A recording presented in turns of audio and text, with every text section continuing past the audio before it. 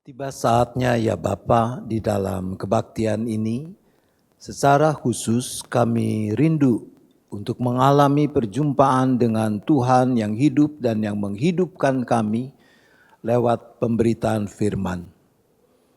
Kami bersyukur Bapa yang tahu persis kelemahan, keterbatasan kami, Bapa yang sudah perlengkapi kami dengan penolong, yaitu Roh Kudus yang sudah dicurahkan bagi kami di dalam Kristus, yang terus berkarya, menerangi hati kami, pikiran kami, menghantar kami, agar kami sampai pada kebenaran-Mu.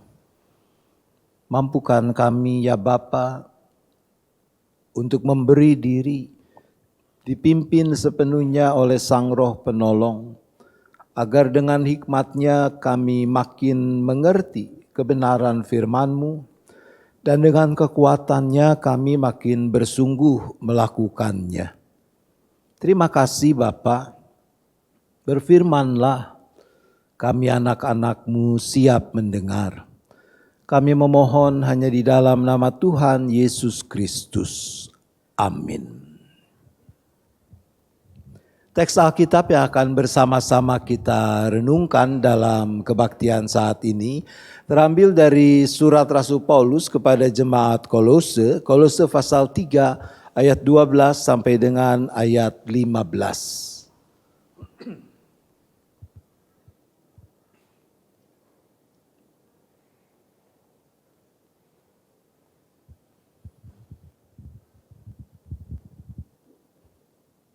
Kolose pasal 3 ayat 12 sampai dengan ayat 15 mempersaksikan demikian. Karena itu, sebagai orang-orang pilihan Allah yang dikuduskan dan dikasihinya, kenakanlah belas kasihan, kemurahan, kerendahan hati, kelemah lembutan dan kesabaran. Sabarlah kamu seorang terhadap yang lain, dan ampunilah seorang akan yang lain apabila yang seorang menaruh dendam terhadap yang lain. Sama seperti Tuhan telah mengampuni kamu, kamu perbuat jugalah demikian. Dan di atas semuanya itu kenakanlah kasih sebagai pengikat yang mempersatukan dan menyempurnakan. Hendaklah damai sejahtera Kristus memerintah dalam hatimu, karena untuk itulah kamu telah dipanggil menjadi satu tubuh, dan bersyukurlah. Demikian apa yang sudah kita baca dan dengar dari bagian kesaksian surat Kolose ini, maka kita adalah orang-orang yang berbahagia. Kalau dengan kesungguhan kita mendengarkan firman Tuhan, kita memelihara dan melakukannya. Sungguh bersyukur kepada Tuhan, setelah sekian tahun Tuhan memberi lagi kesempatan saya boleh ada bersama ibu bapak saudara-saudara di dalam kebaktian minggu di jemaat GSRI di Taman Sari ini. Ini mungkin kali terakhir saya melayani sebelum saya emeritus. Beberapa bulan lagi saya akan emeritus. Udah lakcap ji. Ya. Dan saya makin yakin saya memang harus emeritus, terutama ketika mengikuti kebaktian kedua ini. Saya nggak bisa nyanyi, saudara-saudara, nggak tahu lagu-lagunya apa. Cuma tahu satu di doa ibuku. Yang lainnya saya cuma menikmati saja. Maka saya makin disadarkan, saya ini era KPPK dan saya sudah harus emeritus, saudara. Lalu hal lain yang saya mau katakan di awal ini adalah tema kita seperti ditayangkan lalu tadi disebutkan, Ibu Panjang Sabar. Saya tuh merasa tidak adil, saudara. Sebab yang diminta panjang sabar emang cuma ibu-ibu doang. Bapak-bapak enggak usah. Usah apa enggak? Sebab nanti kalau Father's Day enggak pas hari Minggu, enggak kebagian tuh tema Bapak Panjang Sabar. Ya, Ini kebetulan saja jatuhnya jadi hari Minggu. Jadi saya mau mengajak kita agak abaikan Mothers-nya tanpa mengurangi penghargaan terhadap para ibu. Ya. Nah, satu saat saya menerima sebuah chat WA dari sahabat saya. Yang menarik perhatian saya adalah stiker yang disertakan di dalam chat itu. Jadi ada gambar wajah orang lucu. Lalu ada tulisan. Tulisannya begini. Panjang sabar pasti. Apa kira-kira terusannya? Pasti kesel. Ya. Panjang sabar pasti kesel katanya. Bagaimana respons ibu bapak saudara kalau membaca atau mendengar kalimat itu? Panjang sabar pasti kesel. Anda setuju? Setuju? Setuju enggak sih? Susah amat diajak ngomong nih. Ya. Ya juga sih ya.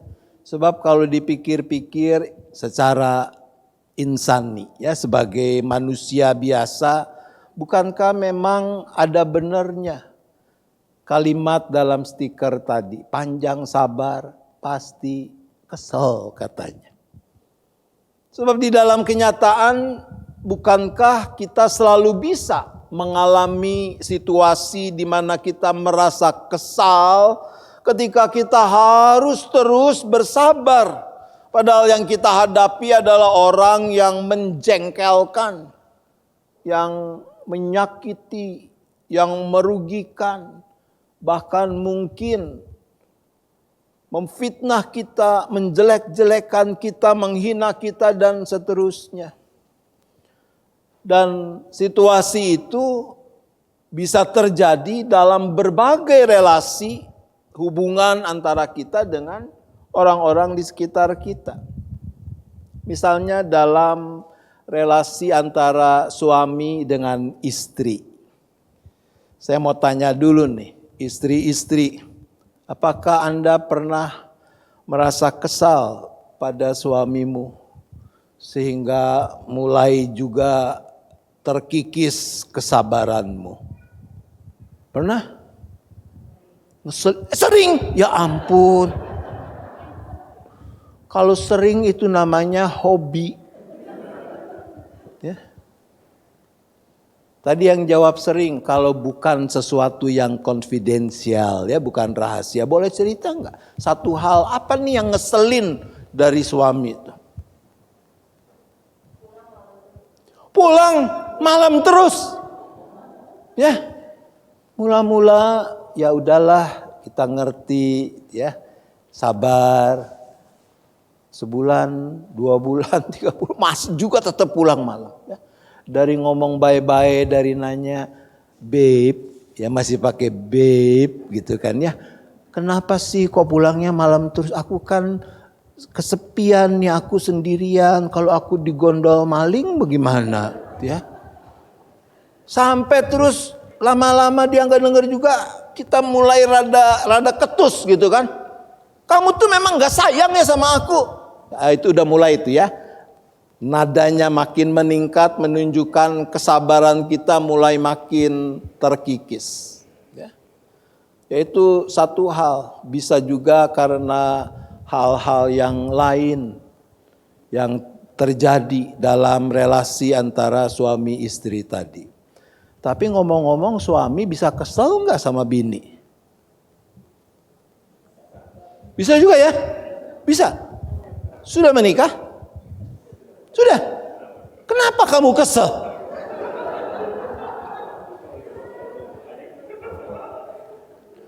Enggak ada.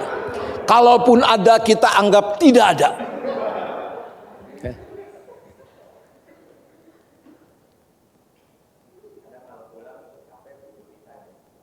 Oh, kalau pulang ya sebagai suami itu bukan cuma istri lu ya. Suami juga butuh me time katanya ya. bukan cuma mie ayam ya, tapi juga me time ya. Ini kayaknya nggak mau ngerti gitu ya. Kita butuh waktu tadi, me time tadi, dia suka nggak memahami, lalu mungkin dia mau cerita macam-macam dan sebagainya gitu ya. Kita jadi rada sebel juga kalau itu terjadi. Kalau itu masih mending. Sebab ada suami-suami yang makin kesel tuh gara-gara istrinya hobinya belanja. Ya, ayo mana mau pilih yang mana ya. Hobi belanja saban bulan itu tagihan kartu kredit nggak kira-kira. Udah diingetin. Sama juga dari ngomong baik-baik ya. Hani, ya. Kalau belanja pilih-pilih dong. Beli apa yang memang perlu, yang butuh. Bukan cuma sekedar kamu mau. Oh iya. Ya. Tapi bulan depan, akhir bulan, tagihan kartu kredit kita nggak tambah kecil tuh. Ya, tambah gede. Waktu kita periksa, ya ilah. Yang dibeli, yang nggak perlu-perlu dia beli. Kesel. Itu bisa terjadi, ibu bapak saudara. Mungkin juga bisa terjadi karena ada kesenangan-kesenangan yang sebetulnya akhirnya mengganggu tuh. Ini nyonya-nyonya nih, ada yang hobi drakor. Ya. Nggak apa-apa juga sih sebagai hiburan kalau mau nonton orang Korea bobogohan ya. Orang Korea pacaran ya nggak apa-apa. Tapi kalau sampai lupa diri, lupa waktu tuh, ya, itu kan ngeselin kalau sampai terjadi. Ya. Jadi singkat cerita, dalam praktik, dalam kenyataan hidup, memang kita bertemu dengan situasi-situasi di mana sangat mungkin kita susah tuh untuk menjaga secara konsisten panjang sabar tadi. Kesabaran menjadi sesuatu yang sulit untuk bisa dirawat. Termasuk di dalam relasi pekerjaan, mungkin dengan teman satu tim yang suka mengabaikan tanggung jawabnya, akhirnya bebannya jatuh pada kita, ngeselin kalau itu terjadi. Tapi ngomong-ngomong, kalau di pelayanan bisa enggak? Ada yang ngeselin. Dan bikin kita juga jadi kepengen marah. Bisa ada ya, jangan diomongin. Ada tapi. Ya, itu juga bisa terjadi, saudara-saudara. Nah, teks kita hari ini justru mau mengajak kita untuk mengingat lagi. Bagaimana selaku anak-anak Tuhan kita seharusnya sepatutnya menanggapi atau merespons hal seperti itu. Nah, Rasul Paulus dalam bacaan kita mulai dengan menegaskan hakikat keberadaan kita. Karena itu, sebagai orang-orang pilihan Allah yang dikuduskan dan dikasihinya. Nah ini saudara-saudara, Paulus mengajak kita untuk mengingat siapa sih kita ini. Kita, ibu bapak, saudara-saudara dan saya, kita adalah orang-orang pilihan Allah. Orang-orang yang dipilih Allah untuk menjadi apa? Tadi dalam doa disebut-sebut tentang apa itu iklim politik begitu ya kira-kira. Kita tahu bahwa sudah ada yang digadang-gadang menjadi calon resmi, calon presiden untuk pemilu presiden tahun depan. Tapi cawapresnya kan belum ada ya? Belum ada ya? Oke. Nah kalau ini siapa nih tadi yang berbagi cerita? Siapa namamu? Adi. Kalau Adi ditelepon nanti malam diminta kesediaan menjadi bakal calon wapres, mau nggak? Jemaat GSRI mendukungmu, mau? Kalau itu terjadi perasaanmu gimana? Kaget ya. Ada bangga? Bingung ya. Kalau bingung udah kelihatan dari sekarang. Ya. Baik. Kalau ada orang dihubungi, diminta kesediaan menjadi calon wakil presiden, itu berarti kan mendapatkan kehormatan, saudara-saudara. Luar biasa, dari ratusan juta penduduk bangsa ini, dia diminta. Nah, Rasul Paulus mau mengatakan, kita ini dipilih Allah menjadi orang-orang pilihan Allah, yaitu supaya kita menjadi anak-anak Allah. Dan itu kan sesuatu gitu loh. Itu sesuatu yang luar biasa. Karena kehormatan yang diberikan Tuhan bahwa kita bisa menjadi anak-anaknya, menurut saya jauh melampaui kedudukan-kedudukan, status-status sosial menurut ukuran dunia. Diangkat jadi anak angkat bakal calon wakil presiden, bakal calon belum jadi juga gitu ya. Jadi anak angkatnya aja udah seneng banget. Ini jadi anak-anak Allah, saudara. Jangan pernah lupakan itu. Anugerah yang luar biasa. Saudara dan saya, kita menjadi orang-orang pilihan Allah. Dijadikan sebagai anak-anaknya. Yang dikuduskan. Dikuduskan itu artinya dipisahkan. Dikhususkan. Yaitu supaya kita memang hidup sebagaimana layaknya orang-orang pilihan Allah selaku anak-anaknya tadi. Dan semua itu lahir bukan karena kita pantas kan. Emang ada di antara kita yang berani mengatakan aku layak loh jadi anak Allah? Terus kita ajukan kurikulum vitae kita. Ya? Ada yang bisa mengatakan begitu? Bahwa aku layak menjadi anak Allah. Gak ada, saudara. Siapa sih kita? Itu terjadi melulu hanya karena Allah mengasihi kita. Kita mendapatkan itu sebagai anugerah. Nah, kalau itu hakikat keberadaan kita, menurut Anda cengli apa bocengli tuh? Kalau kemudian kita dipanggil hidup sesuai dengan hakikat keberadaan itu. Cenglinya.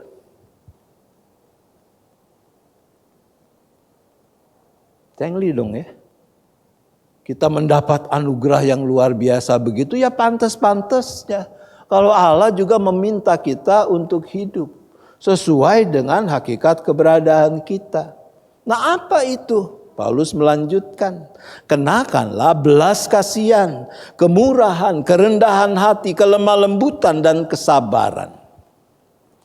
Nah, menarik bahwa kata kenakanlah yang dipakai di sini menunjuk pada kualitas hidup yang dikehendaki Allah itu harus terlihat, harus dirasakan oleh orang lain. Beberapa hari lalu saya kontak Pendeta Simon, kami ngobrol sebentar lalu Pendeta Simon mengatakan Boksu nanti nggak usah pakai toga. Jadi kalau kami di GKI hampir selalu diminta khotbah minggu itu pakai toga. Pakai jas aja cukup. Maka saya pun mencari dan memilih menggunakan jas ini. Jas ini ketika saya kenakan, saudara-saudara lihat kan, ya, oh warnanya abu-abu dan sebagainya. Ya, udah kekecilan, gitu ya, makanya kancingnya nggak bisa dikancingin karena perut makin maju, kelihatan tuh. Itu maksudnya dikenakan. Sesuatu yang dikenakan itu supaya kelihatan. Jadi dia bukan bicara pakaian dalam, ya kalau pakaian dalam nggak boleh kelihatan. Ya, ini dikenakan supaya kelihatan. Nah, apa yang harus terlihat? Yang harus kita kenakan supaya orang lain melihat, orang lain bahkan merasakan ya tadi. Belas kasihan, kemurahan, kerendahan hati, kelemah lembutan dan kesabaran. Itu kualitas-kualitas hidup orang-orang pilihan Allah. Nah, sesuai dengan tema kita akan fokus pada yang terakhir, yaitu kualitas kesabaran. Kata yang dipakai di dalam ayat 12 ini dalam bahasa aslinya adalah makrotumia. Nah, kata ini menunjuk pada kesabaran dalam arti ketahanan seseorang dalam menghadapi tindakan orang lain yang membangkitkan atau memancing kemarahan. Pernah ngalamin situasi kayak begitu? Omongan orang atau tindakannya itu memancing kemarahan kita. Saya nggak tahu nih, tapi mungkin karena saya lihat ada cukup banyak ya pasutri-pasutri dalam ibadah dua ini. Katakanlah kalau seorang suami yang butuh me time tadi, dia pulang rumah, boro-boro mau me time, dia lihat rumah berantakan. Dia periksa di meja makan, belum ada makanan. Wajar tidak kalau dia terus jadi ngomel-ngomel sama istri? Wajar nggak? Ibu geleng-geleng nih, ya nggak terima nih ya kalau ngomel, ya nggak terima nih. Ya. Suami-suami wajar nggak kalau kamu ngomel? Wajar. Takut ya, sama AI ya, nanti didoain kamu kualat kamu ya. Tapi kan bisa terjadi. Begitu melihat rumah berantakan seperti itu, tidak ada makanan, lalu mungkin yang segera muncul adalah kemarahan. Tanpa mau mencari tahu dulu. Dasar kamu nih, drakor terus ya. Sampai rumah gak diurus, laki gak diurus. Lama-lama gue pergi nih. Bisa begitu kan? Nah itu berarti tidak tahan. Karena ada situasi yang memancing tadi. Nah makrotumia itu tidak demikian. Dia menunjuk kalaupun ada perlakuan, ada sikap, ada situasi yang memancing kemarahan, membuat kehilangan kesabaran, dia tetap bisa menguasai diri. Makrotumia, kesabaran dalam ayat 12 ini adalah kemampuan untuk mengendalikan dorongan membalas. Membalas sesuatu yang menyakiti, merugikan dan seterusnya. Artinya orang yang panjang sabar adalah orang yang tidak memanfaatkan kesempatan untuk membalas sekalipun kesempatan itu ada di depan mata. Saya kalau lagi punya waktu senggang dan butuh juga me time gitu ya, saya suka nonton.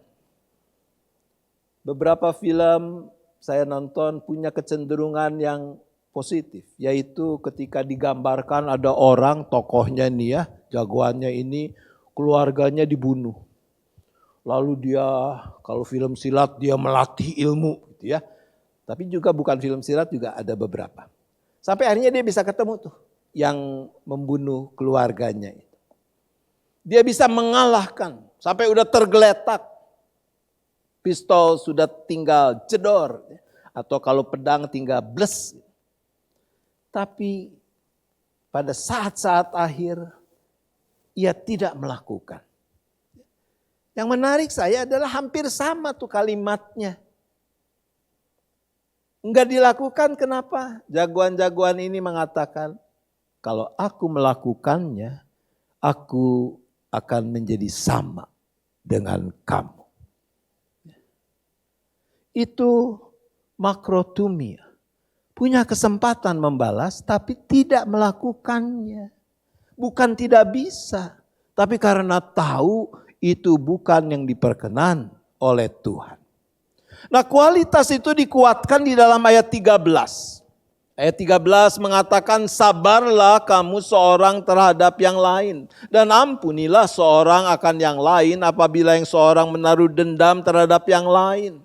Sama seperti Tuhan telah mengampuni kamu, kamu perbuat jugalah demikian. Nah ternyata kata sabar di ayat 13 ini tidak sama dengan yang dipakai dalam ayat 12. Bukan makrotumia tetapi anechomai. Bukan aneshomai, ya. Ini anechomai. Anechomai ini artinya secara harafiah yaitu bisa tetap tegak, bisa bertahan sehingga tidak terjatuh. Contohnya saya lihat alami secara nyata tadi pagi ketika bersalaman. Jadi ada seorang ibu ketika dia mau turun itu dia agak sedikit salah langkahnya. Jadi rada sempoyongan. Ya. Saya dan Pak Suwandi sudah coba bersiap tapi terus dia bisa menjaga lagi keseimbangannya dan enggak jatuh. Tegak. Kira-kira seperti itu. Mungkin ada situasi-situasi yang tadi membangkitkan kemarahan dan seterusnya yang membuat kita jadi sempoyongan. Tapi enggak sampai jatuh. Tidak sampai jatuh untuk melakukan pembalasan.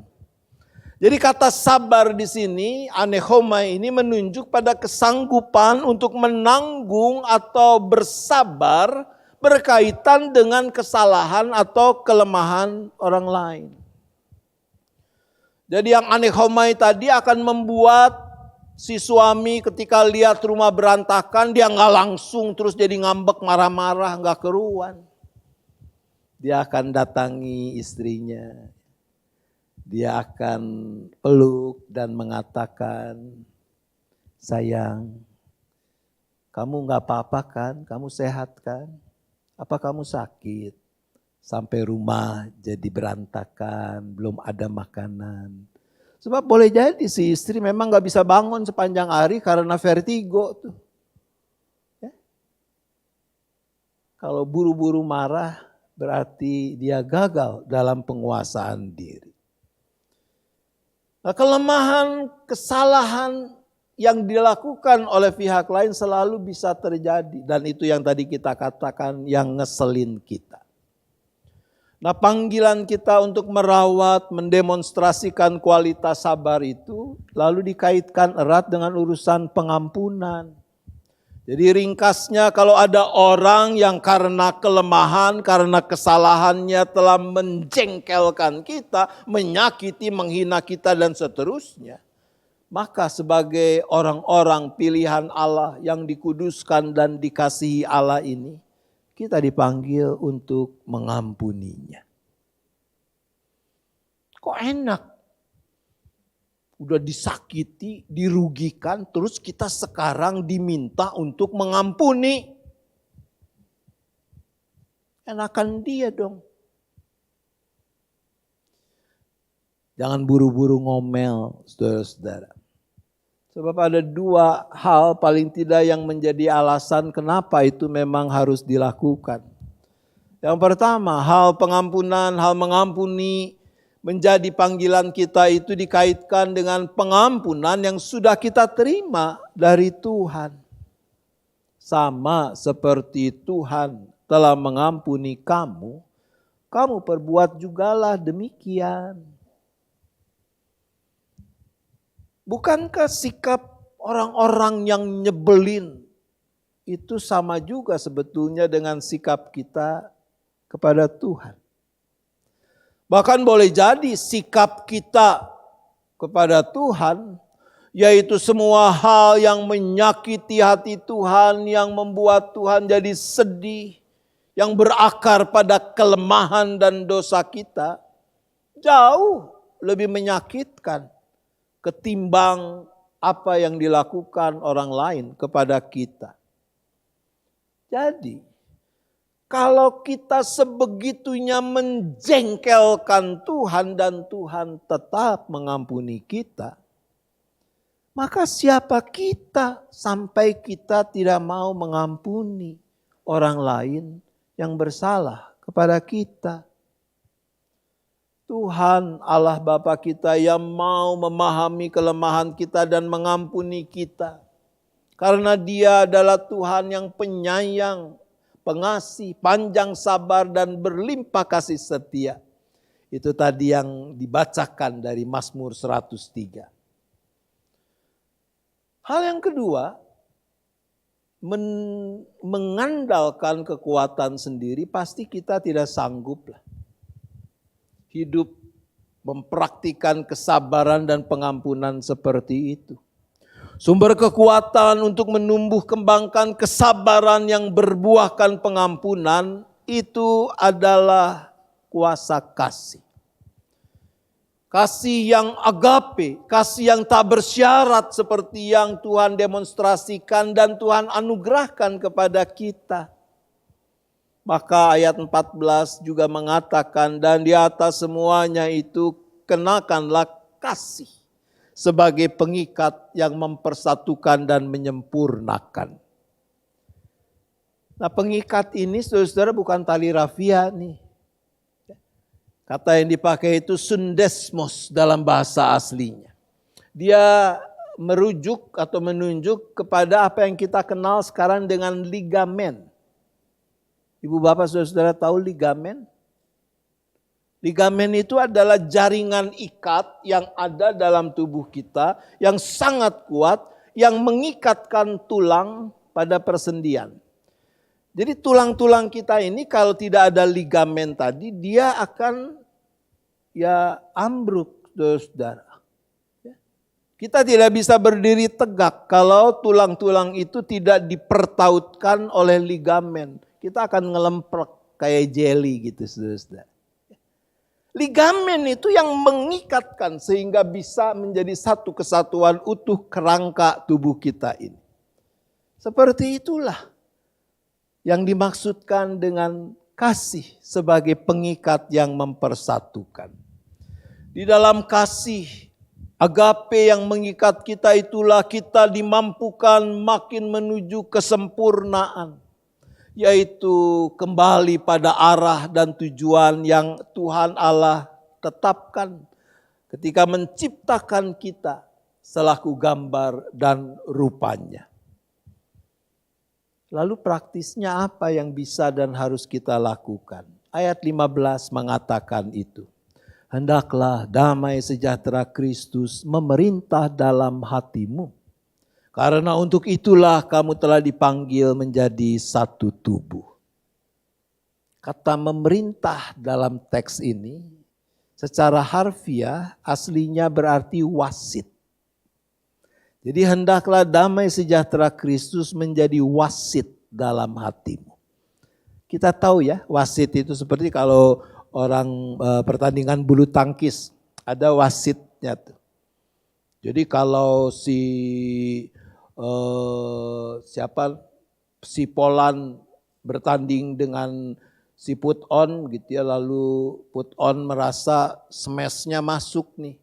Tapi Polan mengatakan enggak, itu keluar. Maka wasit ini akan menetapkan. Itu fungsi wasit. Jadi guna merawat kesabaran yang berbuahkan pengampunan tadi, dalam segala hal sikap kita terhadap orang lain, tapi juga respons kita terhadap sikap orang lain kepada kita, harus menjadikan damai sejahtera Kristus itu sebagai wasit. Artinya kita selalu mau memeriksa apakah sikap kita terhadap orang lain itu mencerminkan damai sejahtera Kristus.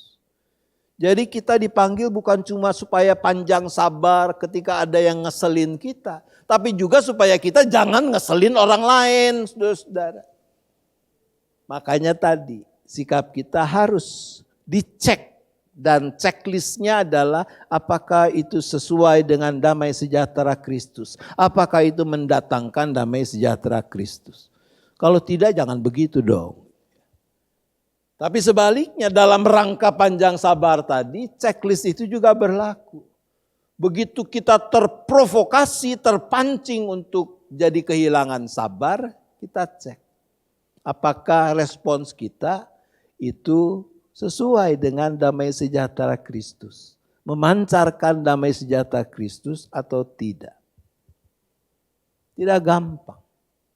Tapi percayalah, Tuhan yang memanggil kita adalah Allah yang setia. Saya selalu meyakini, kalau Tuhan tahu kita tidak bisa melakukan apa yang Dia minta, dan Dia tetap minta kita lakukannya, itu Tuhan yang iseng. Udah tahu gak bisa, disuruh juga. Tuhan tahu kita bisa. Karena Dia telah memberikan penolong itu kepada kita. Jangan andalkan diri sendiri. Tapi bersama dengan Sang Penolong, Mari kita merawat kesabaran yang lahir dari kasih tak bersyarat, yang membuahkan pengampunan itu, agar nama Tuhan makin dimuliakan, hidup kita makin menjadi berkat. Tuhan menolong kita. Amin. Mari kita berdoa.